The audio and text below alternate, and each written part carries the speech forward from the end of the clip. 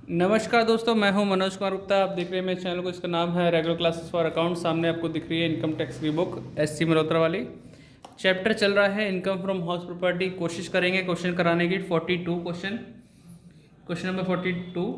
ठीक है, और इसको समझाते हैं, आपको क्वेश्चन करके दिखाते हैं। तो 42 क्वेश्चन है। इसमें लिखा है x has occupied 3 house for his residential purpose. तो बता दूं, जो मालिक है वो एक्स है। उसने 3 मकान अपने खुद के रहने के लिए रखे हुए हैं। तो आपको बता दूं, रूल कहता है अगर आप 2 मकान से ज़्यादा मकान में रह रहे हो तो 2 ही मकान जो होते हैं वो आपके खुद के रहने के लिए माने जाएंगे, बाकी सब किराए पर माने जाएंगे। पहले ये नियम 1 मकान तक सीमित था, अब बढ़ा के 2 मकान कर दिया है। आप 2 मकान में खुद रह सकते हो, ऐसा माना जा सकता है। अगर उससे ज़्यादा मकान में खुद रह रहे हो, ऐसा दिखा रहे हो, तो भैया 2 ही मकान तक ही एग्जेम्पशन मिलती है। अदरवाइज़ तीसरा मकान किराए पे माना जाता है, भले ही किराया मिले या ना मिले, लेकिन कैलकुलेशन ऐसी ही होती है। अब आगे बढ़ते हैं। Particular of which are as follows. अब यहाँ पे दे रखा है हाउस 1, हाउस 2, हाउस 3 में बोला ऑप्ट एज सेल्फ ऑक्यूपाई। यहाँ ये पुराने नियम के अकॉर्डिंग बोल रखा है कि तीसरा मकान हमने खुद रहने के लिए माना गया है, ऐसा बोला है। लेकिन यहाँ पे क्लियर करेगा, नीचे वो पढ़ लेना। पहले देखो, स्टैंडर्ड रेंट दे रखा है 2 मकान का, तीसरे मकान का नहीं है। म्यूनसिपल वैल्यू दे रखी है, फेयर रेंट दे रखा है, म्यूनसिपल टैक्स कितना पे किया वो लिखा है।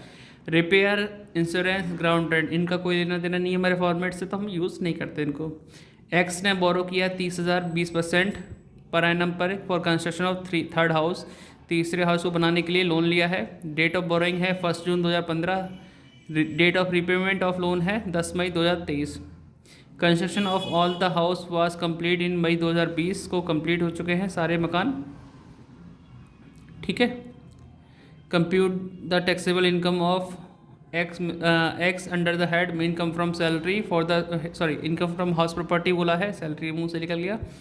For the assessment year 2023-24 assume X opt for house number 2nd and 3rd for treated as self occupied. मतलब खुद के रहने के लिए 2nd और 3rd को ही मानना है, यानी फर्स्ट वाला हाउस किराए पे माना जाएगा। भले ही वो खुद रहने के लिए यूज़ हो, लेकिन हम किराए पे मानेंगे। ठीक है। ठीक, तो अब इसे क्वेश्चन को सॉल्व करके दिखाते हैं। तो यहाँ लिखेंगे computation of taxable income from house property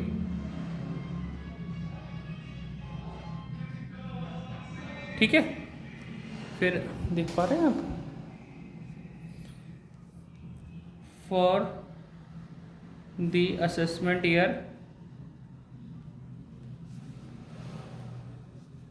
2023 और 24। ठीक है। अब यहाँ पे हम लिखते हैं first point, house first is assumed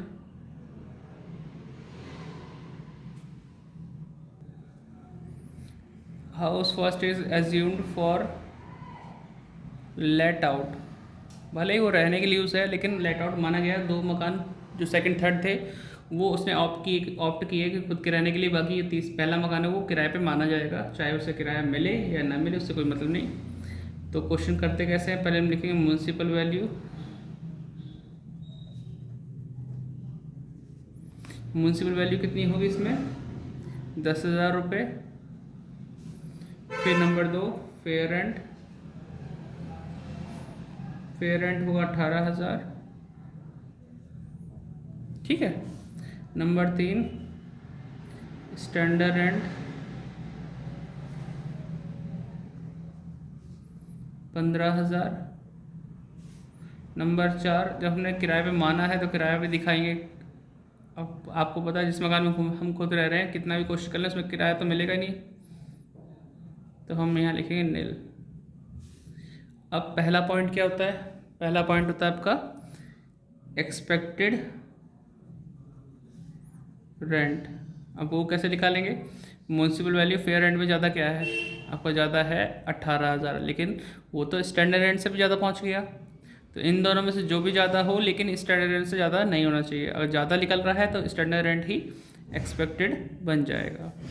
number 2 actual rent लिखेंगे, जो कि हमें पता ही नहीं कि कितना है, तो हम लिखेंगे इसमें नील। अब देखेंगे इन दोनों में से ज़्यादा क्या है। इन दोनों में आप नोट करते रहना है ना, मैं सिखाता रहूँगा कॉपी आगे। तो ये हो गया ग्रॉस एनुअल वैल्यू, तो मानेंगे हम 15,000, दोनों में से ज़्यादा था 15,000, लेस म्यूनसिपल टैक्स। तो म्यूनसिपल टैक्स कितना है क्वेश्चन में देखो, म्यूनसिपल टैक्स हुआ 1,200 रुपये पेड हुआ है, तो ये आ जाएगा 13,800। इसे बोलेंगे एनुअल वैल्यू। ठीक है, इतना हो गया। अब आगे बढ़ते हैं, यहाँ लिखेंगे less deduction under section 24, first 30% of AV और सेकंड इंटरेस्ट ऑन लोन। हमने इस मकान पे तो कोई लोन लिया नहीं, उसने तीसरे हाउस के लिए लोन लिया था, इसके लिए तो नहीं है, फर्स्ट हाउस के लिए। तो यहाँ लिखेंगे नील। ठीक है, तो मुझे यहाँ पे सॉल्व करना होगा 13,800 का 30%। तो मैं भी सॉल्व कर रहा हूँ, आप भी सॉल्व कीजिए।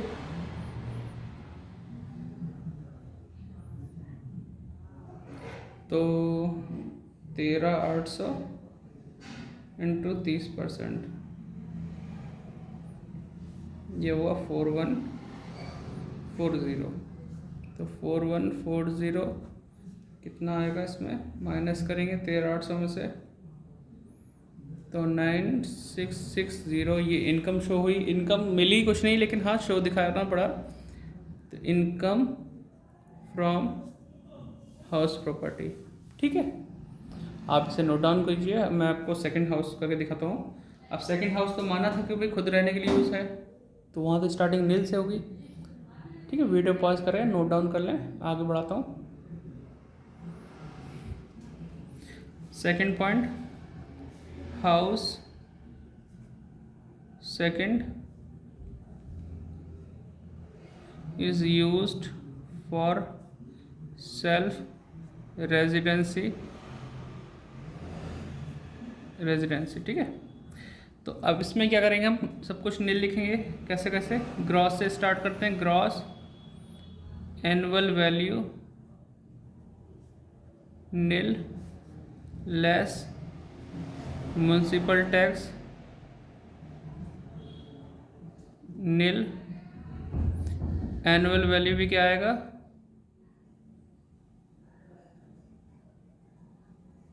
नील आ गया। यहाँ तक क्लियर है। फिर लिखते हैं less deduction under section 24, first 30% of AV नील रहेगा। सेकंड इंटरेस्ट ऑन लोन, इस मकान पे भी लोन नहीं था तो नील रहेगा। आप ये मत सोचना सब कुछ नील था तो हमने क्यों किया, क्योंकि इसके करने के भी नंबर हैं। ठीक है, तो इनकम फ्रॉम HP कितना आया, ठीक है, नील आ गया उसमें। अब 2 हाउस हमने कंप्लीट कर लिए। अब मैं पेज पलट रहा हूँ, वीडियो पॉज करके नोट करना चाहे तो कर लें।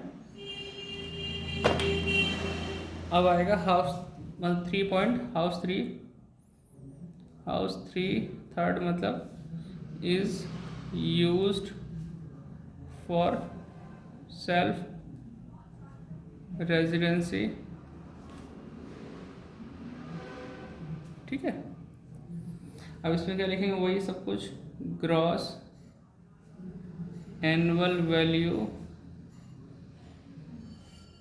नील, less municipal tax nil, annual value क्या आएगा, नील,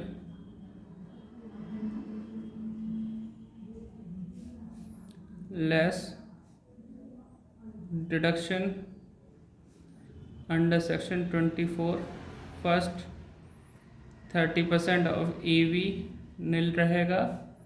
सेकंड इंटरेस्ट ऑन लोन, अब इसमें A पॉइंट B पॉइंट अगर आता है, interest on loan to PY, क्योंकि मकान के लिए लोन तो लिया था, तो यहाँ लिखेंगे interest on loan prior to PY। तो सब कुछ जानकारी होने के बावजूद हम ये चीज़ वर्किंग नोट पर सॉल्व करेंगे। यहाँ पे पॉइंट सेकंड में ए और बी पॉइंट लिख दिया, ठीक है। तो यहाँ वर्किंग नोट लिखते हैं, अभी उस सबको खाली छोड़ दिया हमने। Working node first, interest on loan. पहली डेट हम लिखेंगे जब हमने लोन लिया। कब लिया था? 1 जून 2015 को लोन लिया। मकान कब कंप्लीट हुआ? इसने कहा सारे मकान कंप्लीट हुए इन मई 2020, मई 2020 को हुए। इससे पहले 31 मार्च कब पड़ेगा? 2020 में ही पड़ेगा। यहाँ से यहाँ तक का time prior to P Y. और पी वाई क्या होगा आपका? पी वाई होगा आपका 23-24 से पहले क्या था? 2022 और 23। लोन लिया था और हमने पेमेंट कब किया है? पेमेंट किया 2023 में किया है, मई के महीने में, है ना, 10 मई 2023 में। तो फ़िलहाल अभी बात की जाए, ये जो साल है 22-23, ये मार्च तक काउंट होता है। 1 अप्रैल से स्टार्ट और 31 मार्च 2023 तक ख़त्म। तो मार्च के बाद का समय होता है 10 मई 2023। तो उसके बाद पेमेंट हुई है, उससे पहले पेमेंट नहीं हुई है। अभी लोन, पहले तो टाइम गिन लेता हूँ मैं इसमें। 2015 में 1 जून से समय गिनो दिसंबर तक, जून, जुलाई, अगस्त, सितंबर, अक्टूबर, नवंबर, दिसंबर, ठीक है। तो 7 महीने हो गए। 2016 में 12, 17 में 12, 18 में 12, 19 में 12 और 20 में आपका आ जाएगा 3, जनवरी, फरवरी, मार्च। गिनो 1 2 3 4, 12 4 48, है ना। 48 और 7 कितने होते हैं? 55 और 3 58, 58 मंथ का। थोड़ा सा आगे कर लेता हूँ, अब दिखाई देगा। तो हमने 30,000 का लोन लिया, उसमें 20% के हिसाब से 0,000 कट किया। 6,000 रुपये interest divide by 12 into 58 into 1/5, ऐसे करते हैं ना। यहाँ भी लोन की अमाउंट 30,000 है, इंटू 20% किया, तो यानी कि 6,000 रुपये इंटरेस्ट आ गया, ठीक है। अब ये सॉल्व करते हैं, ज़रा इसको काटता हूँ मैं। तो 6,000 डिवाइड बाय 12 इंटू 58 डिवाइड 5 कर दूंगा तो 5800 आ गया, ठीक है। 5800 ये, 6,000 ये, तो ये तो आ जाएगा पी वाई में 6,000 और ये 5800 आ जाएगा यहाँ पे। तो 6 5 11,800 रुपये।